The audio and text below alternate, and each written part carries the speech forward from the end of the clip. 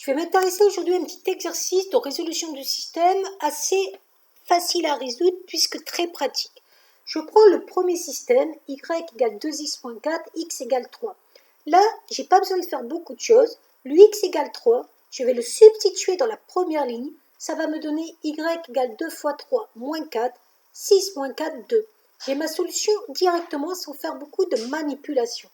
Dans le deuxième système, vous voyez que c'est un petit peu le même principe. J'ai y égale moins 2, je vais l'injecter dans la deuxième ligne, donc x moins 2 plus 8 égale 0, ça va me donner x égale moins 6. Et j'ai ma solution assez rapidement. Ici, on pourrait croire que c'est un petit peu différent, mais en vrai, c'est pareil. Puisque y plus 4 égale 0, ça va me donner y égale moins 4. Et là, c'est encore mieux.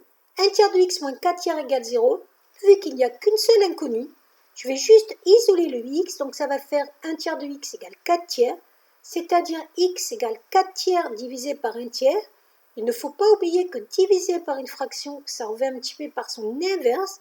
Donc je vais avoir 4 tiers fois 3 sur 1. Je simplifie le 3 au numérateur et au dénominateur. Il va donc me rester 4 sur 1, c'est-à-dire 4.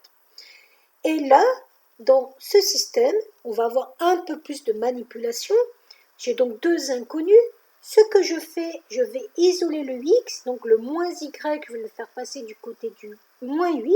Ça va me donner x égale y moins 8.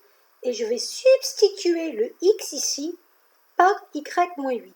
L'avantage, c'est que je n'aurai plus que le y comme inconnu. Donc je vais avoir 2y égale 3 plus 8 égale 11. Ça va me permettre de trouver le y qui est égal à 11 sur 2, c'est-à-dire 5,5. Et quand j'aurai trouvé le y, je l'injecterai ici, 5,5 moins 8, et j'aurai donc mon x. Voilà.